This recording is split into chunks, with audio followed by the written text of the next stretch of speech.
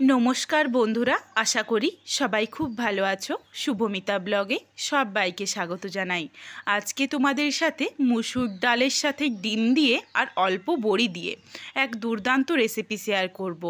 এক পদেই কিন্তু ভাত বা রুটি যে কোনো কিছু তোমরা খেতে পারো, আর এর স্বাদ কিন্তু সত্যি কোনো দিন ভোলার মতো নয়। এইভাবে রেসিপিটা বাড়িতে অবশ্যই একবার বানিও, এটা আমার অনুরোধ রইল তোমাদের কাছে। রেসিপিটা কেউ স্কিপ করো না, স্কিপ করলে কিন্তু কখন কোন মশলার অ্যাড হলো বা আমি কিভাবে রেসিপিটা বানালাম সেটা তোমরা মিস করে যাবে, তখন কিন্তু খেতে এতটা ভালো হবে না। প্রথমেই আমি এখানে 4টে ডিম ফাটিয়ে নিয়েছি। তোমরা তোমাদের প্রয়োজন মতো ডিমের পরিমাণ বাড়িয়ে বা কমিয়ে নিতে পারো। ডিমের মধ্যে দিয়ে দিলাম স্বাদ অনুযায়ী লবণ, একটা মাঝারি সাইজের পেঁয়াজ কুচি আর 2টো কাঁচা লঙ্কা কুচি। ঝালটা তোমরা নিজেদের স্বাদ অনুযায়ী ব্যবহার করো। দিয়ে দিলাম অল্প একটু ধনেপাতা কুচি। এরপর ডিমটাকে খুব ভালোভাবে ফেটিয়ে নিতে হবে। তোমরা চাইলে কিন্তু এর সাথে অল্প অল্প করে আদা রসুন বাটাও ব্যবহার করতে পারো, তবে এখানে আমি আর আদা রসুনের ব্যবহারটা করলাম না, সেটা আমি পরে ব্যবহার করব। এদিকে দেখো ডিমটা খুব ভালোভাবে ফেটিয়ে নিচ্ছি। ডিমটা ফেটানো হয়ে গেছে। এরপর একটা আমি কড়াই বসিয়ে দিচ্ছি। কড়াই ভালোভাবে গরম হয়ে গেছে। এখানে দিয়ে দিলাম 2 চামচ পরিমাণে সর্ষের তেল। রান্নাটা কিন্তু পুরোটাই সর্ষের তেলেই করতে হবে, সাদা তেল ব্যবহার করা যাবে না, তাহলে এতটা খেতে ভালো হবে না। তেল থেকে কাঁচা গন্ধটা চলে গেছে। এরপর দিয়ে দিচ্ছি ফেটিয়ে রাখা ডিমের অর্ধেকটা। পুরোটা একবারে দেব না, তাহলে কিন্তু অনেকটা মোটা লেয়ার হয়ে যাবে। অর্ধেকটা ডিম দিয়ে দেখো ঠিক যেভাবে আমরা পাটিসাপটা বানাই সেভাবে ডিমটাকে একটু মুড়ে মুড়ে রোল করে নিচ্ছি। এইভাবে বানালে কিন্তু একদম লেয়ারের পর লেয়ার ডিমটা কাটার পর সুন্দর একটা তৈরি হয়ে যায়, আর ডিমটা খেতেও বেশ ভালো হয়। আর ছোট্ট ছোট্ট পিস করলেও কিন্তু ডিমটা ভেঙে যাওয়ার কোনো ভয় থাকে না। সুন্দরভাবে দেখো রোল হয়ে গেছে। আর গ্যাসের ফ্লেম একদম লোতে করে সময় নিয়ে ডিমটা ভেজে নিতে হবে, যাতে একদম ভেতর অবধি ডিমটা খুব ভালোভাবে সেট হয়ে যায়। খুব ভালোভাবে দেখো ভাজা হয়ে গেছে। এরপর আমি ডিমটাকে ছোট্ট ছোট্ট করে পিস করে নিচ্ছি। এখানে আমি 2টো ডিমের গোলা 5 ভাগে ভাগ করে নিচ্ছি।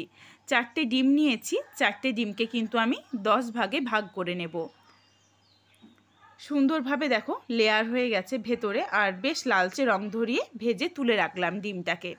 ওই কড়াইয়ের মধ্যেই আবারও 2 চামচ পরিমাণে সর্ষের তেল গরম করে নিচ্ছি। তেল থেকে কাঁচা গন্ধ চলে গেছে। বাকি যেটুকু ডিমের গোলা ছিল সেটা পুরোটাই দিয়ে দিলাম। আবারও সেম পদ্ধতিতে রোল করে করে ডিমটা উল্টে পাল্টে ভেজে নেব। এদিকে দেখো তার মধ্যেই আমি কিছুটা পরিমাণে মুসুর ডাল নিয়ে নিয়েছি। মুসুর ডালটা ধুয়ে পরিষ্কার করে নিচ্ছি। ডালের পরিমাণও তোমরা তোমাদের পছন্দ মতো বাড়িয়ে বা কমিয়ে নিতে পারো, তবে এই রেসিপিটা অল্প ডালের মধ্যেই কিন্তু অনেকটা রান্না হয়ে যায়। এই ডিমটাকেও দেখো সমানভাবে রোল করে নিচ্ছি। এরপর ছোট্ট ছোট্ট করে পিস করে এই ডিমটাকেও তুলে রাখছি। এই রেসিপিটা কিন্তু ভাত বা রুটি পরোটা যে কোনো কিছুর সাথেই যেমন ভালো লাগে, তেমন বাচ্চা থেকে বড় সবারই কিন্তু একটা খুবই পছন্দের রেসিপি। যখন কোনো কিছু রান্না করতে ইচ্ছে করে না, তখন কিন্তু এই রেসিপিটা যদি বানিয়ে নাও, তাহলে কিন্তু এই রেসিপিটার সাথে আর কোনো কিছুর দরকারই পড়বে না। এদিকে দেখো ডিমগুলো পুরোটাই তুলে নিয়ে কড়াইয়ের মধ্যে আবারও 2 চামচ পরিমাণে সর্ষের তেল গরম করে নিয়েছি। তাতে দিয়ে দিলাম 1 মুঠো বিউলির ডালের বড়ি। বড়িটা দিয়ে অনবরত নাড়াচাড়া করে সুন্দর লালচে রং ধরিয়ে বড়িটাকে তুলে রাখবো। বড়িটার মধ্যে দেখো সুন্দর একটা লালচে রং চলে এসেছে। এরপর এই বড়িটা আমি তুলে রেখে দিচ্ছি। এরপর চলো একটা মশলার পেস্ট বানিয়ে নিই। মশলার পেস্টের জন্য একটা মিক্সিং জারে দিয়ে দিলাম 1 ইঞ্চ পরিমাণ আদাকে একদম ছোট্ট ছোট্ট করে টুকরো করে নিয়েছি। আর দিয়ে দিচ্ছি 1/2 চামচ গোটা জিরে। গোটা জিরে আর আদাটাকে অল্প একটু জল দিয়ে একদম মিহি করে কিন্তু পেস্ট করে নিতে হবে, যাতে কোনোভাবেই দানা ভাব না থেকে যায়। দানা ভাব থেকে গেলে কিন্তু সেটা খেতে ভালো লাগবে না। এটা মিহি করে পেস্ট করছি, ততক্ষণে দেখো কড়াইয়ের মধ্যে দিয়ে দিলাম ধুয়ে রাখা মুসুরির ডাল। এর সাথে দিয়ে দিচ্ছি একটা মাঝারি সাইজের টমেটো কুচি, আর দিচ্ছি ছোট সাইজের একটা আলুকে ছোট ছোট করে টুকরো করেছিলাম, আর তার সাথে রয়েছে অল্প একটু গাজরও। আলু গাজরটা ধুয়ে পরিষ্কার করে দিয়ে দিয়েছি। তবে এখানে চাইলে কিন্তু তোমরা ছোট করে কাটা ফুলকপি বা তোমাদের পছন্দ মতো আরও কিছু সবজি অ্যাড করতে পারো। এরপর দিয়ে দিলাম 2টো চেরা কাঁচা লঙ্কা, স্বাদ অনুযায়ী লবণ, বেটে রাখা মশলার পেস্ট, 1 চামচ সর্ষের তেল আর 1/2 চামচ হলুদের গুঁড়ো। এরপর এটাকে হাতে করে খুব ভালোভাবে একটু মিশিয়ে নিচ্ছি।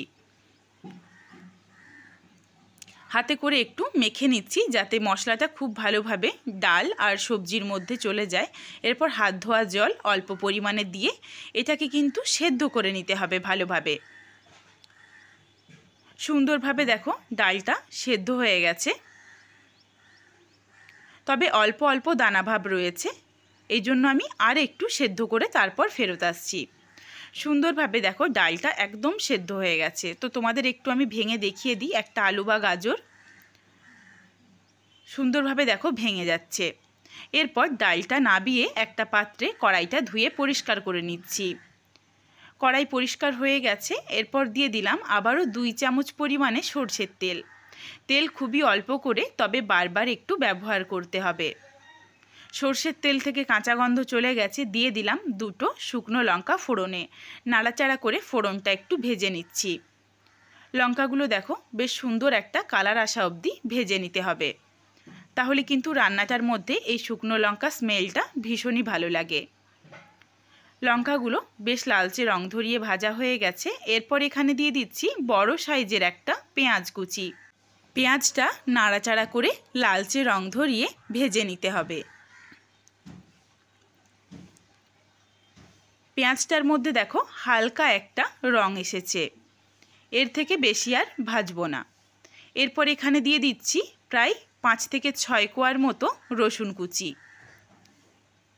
তবে এখানে তোমরা রসুন কুচির পরিবর্তে যদি চাও গ্রেড করেও দিতে পারো, তবে বাটার থেকে আমার মনে হয় কুচি বা গ্রেড করাতে বেশি ভালো লাগে এই রেসিপিটা। নাড়াচাড়া করে রসুনটাও একটু ভেজে নিয়েছি। পেঁয়াজ আর রসুন দুটোই ভাজা হয়ে গেছে। এরপর এখানে দিয়ে দিচ্ছি 1/2 চামচ পরিমাণে কাশ্মীরি রেড চিলি পাউডার। এটা দেওয়ার জন্য কিন্তু কালারটা ভীষণই সুন্দর আসে।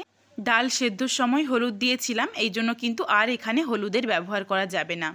কাশ্মীরি রেড চিলি পাউডারটা দিয়ে একটু মিশিয়ে নেওয়ার পরই অল্প একটু জল দিয়ে দিলাম, নইলে কিন্তু পুড়ে যাবে গুঁড়ো মশলাটা। এরপর এই ফোড়নটার সাথে দিয়ে দিচ্ছি সেদ্ধ করে রাখা ডাল।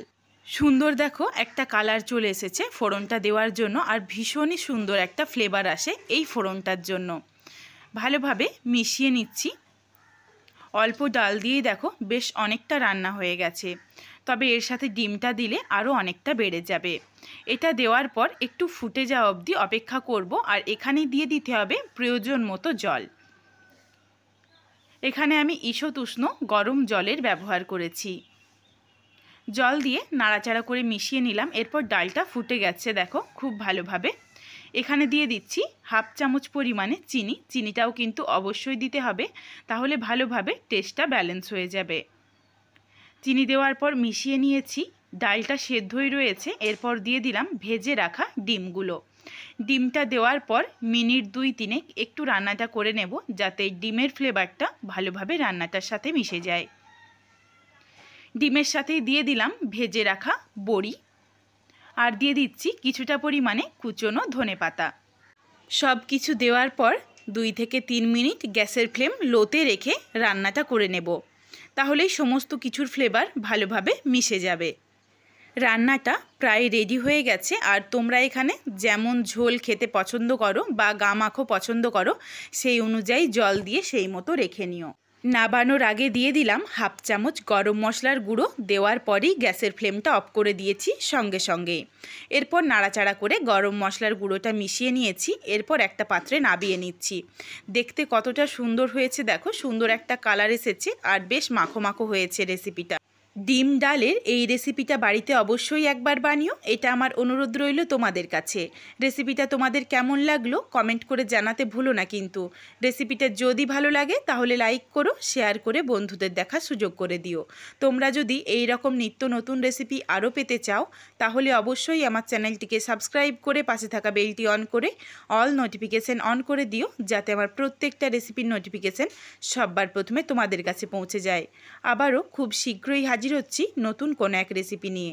পরবর্তী রেসিপি দেখার আমন্ত্রণ রইল। পুরো ভিডিওটা দেখার জন্য অনেক অনেক ধন্যবাদ।